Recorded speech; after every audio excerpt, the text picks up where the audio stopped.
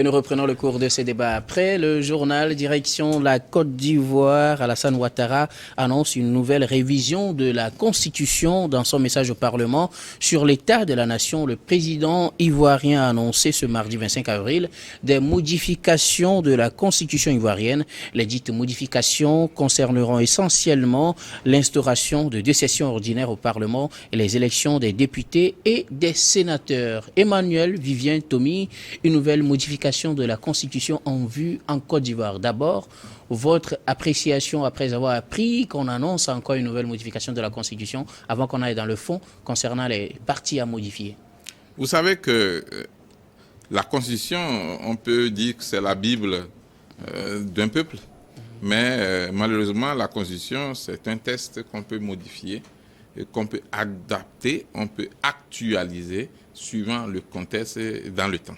Si nous prenons la Constitution de beaucoup de pays à l'amorce du processus démocratique dans les années 90, 91, 92, on a changé nos textes pour faire des textes qui dépouillaient complètement les présidents de leur pouvoir et qui donnaient plus de pouvoir au Parlement ou même des fois on donne plus de pouvoir au Premier ministre qu'au président de la République. Mais dans les années 2020, même avant, déjà 2015, beaucoup ont senti la nécessité de revenir sur les textes, de les revisiter, de faire une révision de ces textes-là. Est-ce que la loi permet qu'on change la Constitution? Oui. La loi de pratiquement tous les pays. Bon, je ne connais pas trop pour les royaumes, mais pour tous les pays, qu'on appelle pays ou bien république ou nation, on peut changer la Constitution. Mais il y a des critères qu'il faut respecter, il y a des normes, il y a des principes qu'il faut suivre. Est-ce que le président Ouattara a le droit de proposer, parce qu'il ne peut pas modifier lui seul, il peut proposer une modification, oui, il a le plein droit en tant que numéro 1 du pays, en tant que chef de l'exécutif, il peut proposer, quitte à maintenant au gouvernement d'accepter de faire le test, quitte à l'Assemblée nationale d'adopter. Et ça ne marche pas, un référendum peut être convoqué et il reviendra au peuple de se prononcer si oui ou non on veut une nouvelle constitution, comme ça s'est passé dans plusieurs pays. Maintenant, qu'est-ce qu'on veut mettre dans la révision? Tu as dit qu'on va y revenir. Mais notez que M. Ouattara, Alassane, que nous avons eu la chance de rencontrer 2 ou 3 fois, est quand même loin des opposants aigri, très touché par la question de l'ivoirité. Au temps du président, avant le président Bédié. Et puis après, le grand frère Gueye qui a fait juste quelques mois et qui était venu pour balayer, qui a été balayé, malheureusement assassiné. On l'a retrouvé par terre. C'est pas bien pour un président d'un pays, quoique président de coup d'État quand même, mais président quand même. Alors aujourd'hui, Ouattara, qui a été touché par cette question d'ivoirité, devrait faire très attention quand il s'agit de toucher les tests. Mais là même n'est pas le problème, puisque le test a été déjà modifié, la Constitution est modifiée déjà. Ce que beaucoup de présidents voulaient, on retrouve ça dans la Constitution ivoirienne actuelle.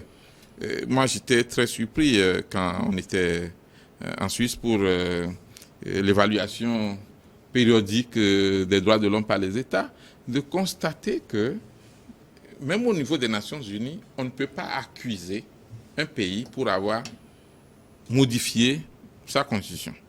Mais on peut accuser un pays pour n'avoir pas appliqué sa constitution. Okay. On peut accuser un pays pour avoir mis des principes qui sont contraires à la Constitution, à la démocratie dans sa Constitution.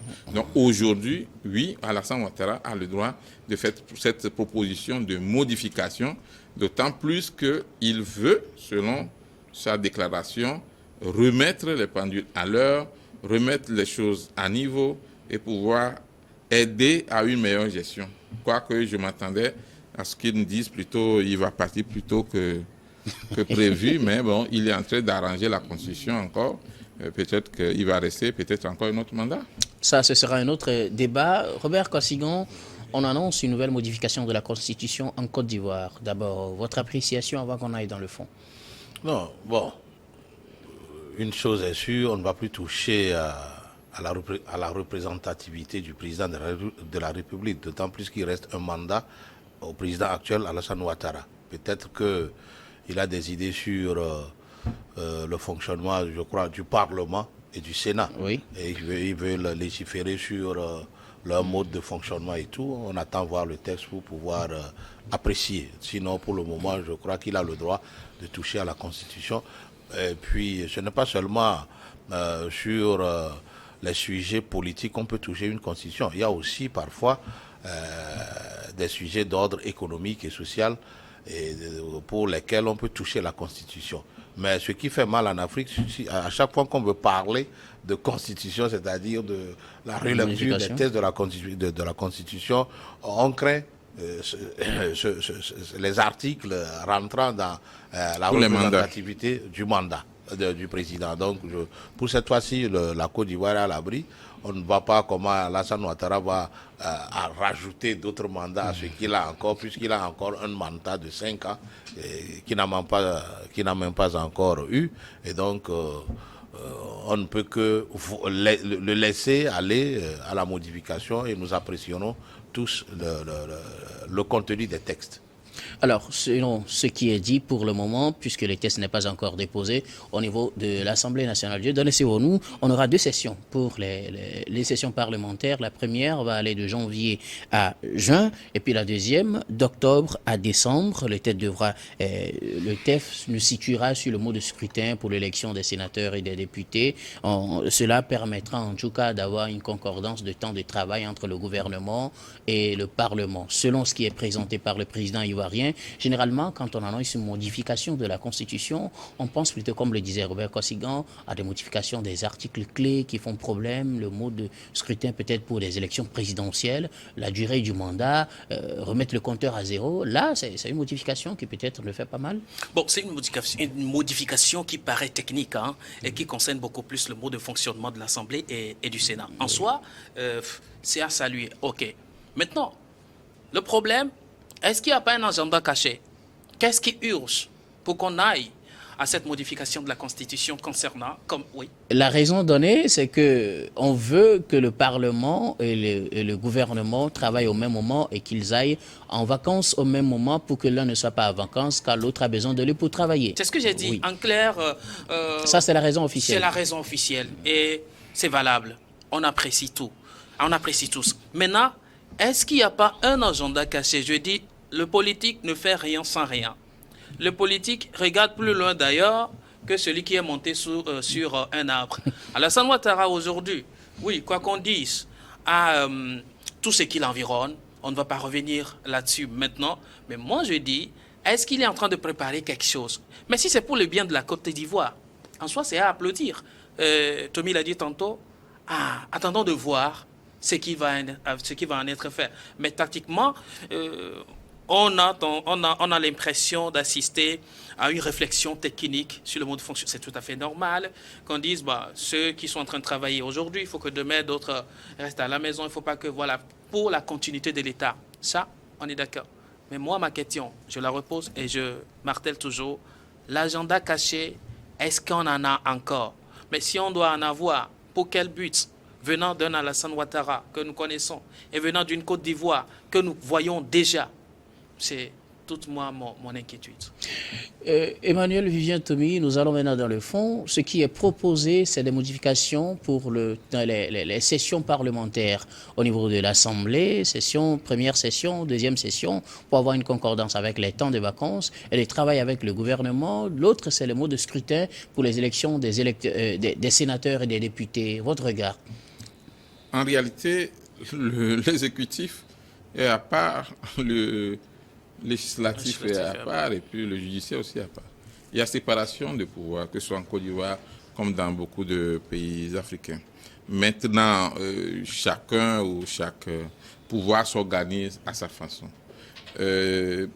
Harmoniser les choses, parce que c'est le mot qui convient mieux. Oui. Harmoniser les choses pour que, au moment où le gouvernement a des tests à proposer pour adoption ou pour vote, que l'Assemblée ne dise pas on verra dans 3 mois. C'est une bonne chose, a priori. Et René Descartes disait que la raison est la chose la mieux partagée au monde. Quoique dans un pays, on ne peut pas mettre tout le monde en vacances au même moment. C'est dangereux. C'est dangereux quand le Parlement est en vacances, l'exécutif est en vacances, le judiciaire aussi va suivre. Il faut être en vacances. Je ne dis pas que quand un gouvernement est en vacances, ça veut dire qu'on peut faire n'importe quoi, mais d'une façon stratégique, je peux dire que c'est très dangereux de mettre tout le monde en vacances. Si le pouvoir exécutif est en vacances, il faut qu'au moins le pouvoir législatif soit efficace. Le judiciaire, je ne sais pas s'ils ont même la possibilité de faire une vacance ensemble, puisque des vacances ensemble, parce que je sais qu'à n'importe quel moment, il y a quand même une suite.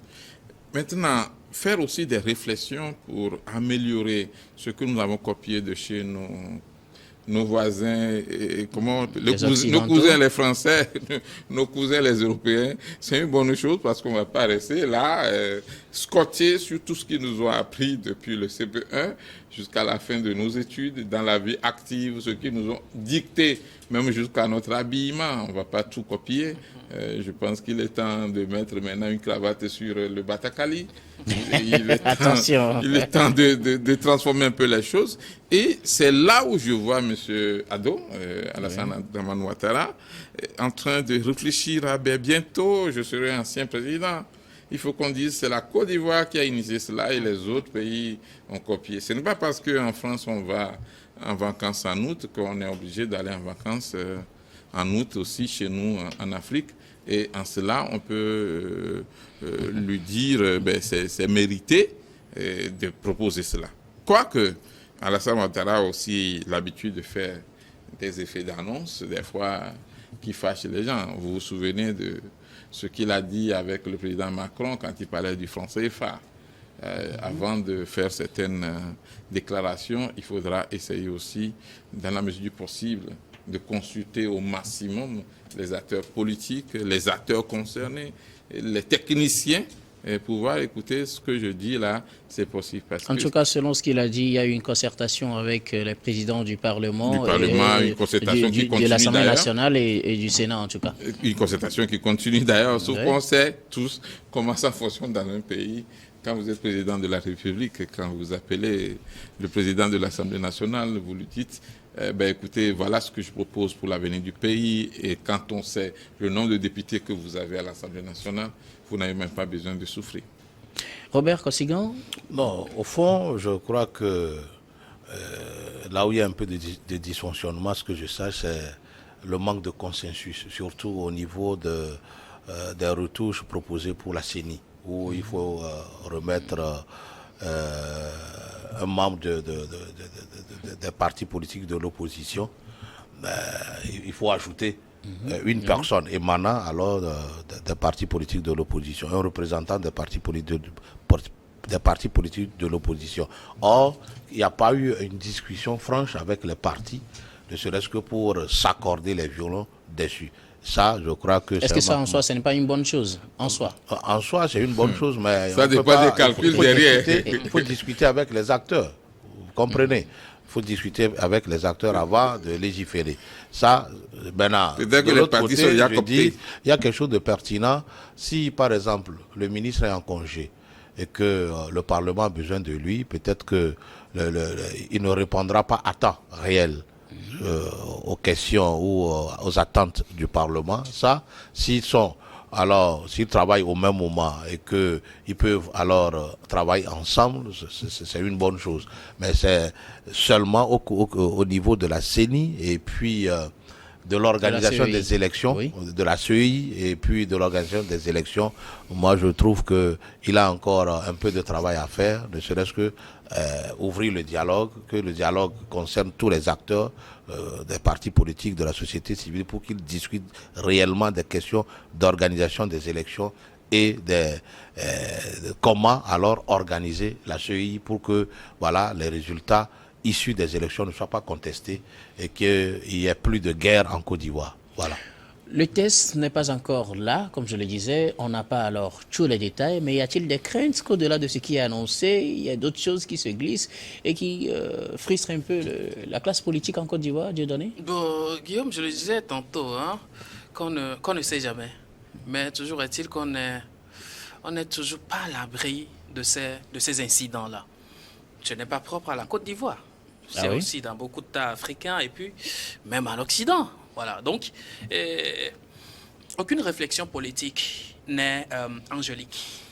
Toute réflexion politique cache un intérêt de celui qui mène la réflexion. On est d'accord? Donc, on ne peut pas dire aujourd'hui, oui, c'est ce que Alassane a dit, c'est le boulevard devant et puis tout le monde sera tombé d'accord sur le principe et y aller. Je ne pense pas. Toujours est-il, s'il doit y avoir véritablement de concertation, il y aura de tiraillements, mais on doit véritablement finir par un consensus. Mais tout ça là, moi ça ne m'intéresse pas trop sur aller en congé, rester travailler. C'est technique, je l'ai dit tantôt. Maintenant, qu'est-ce qui fait brûler les pays aujourd'hui? C'est les élections. Qu'est-ce qui fait décimer les États africains? C'est les élections. Il faut beaucoup plus revenir sur, comment dirais-je, la procédure électorale et véritablement avoir des positions, des points de vue très précis sur cet aspect de la chose. Si modification doit y avoir, il faut que le travail sérieux soit fait à ce niveau, pas du dilatoire. Ok.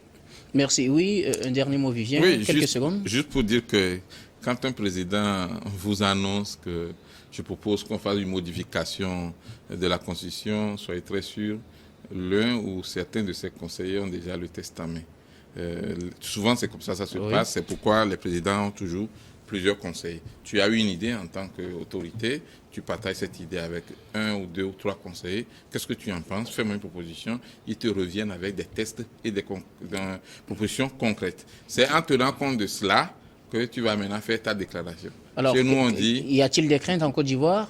Chez nous, on dit quand un aveugle veut te lancer des pièces, c'est qu'il a déjà le pied sur les pieds. Hein. Mais la Côte d'Ivoire, sortie de tout ce qu'on connaît, est plus que jamais grandie et on espère qu'on ne va plus tomber dans certains clivages, dans les mêmes problèmes que ce qu'il y avait eu avant. Vivement que les acteurs politiques de premier rang se concertent et s'entendent sur l'avenir du pays. Merci beaucoup. Nous allons marquer la pause, puis on revient pour la dernière partie de cette émission.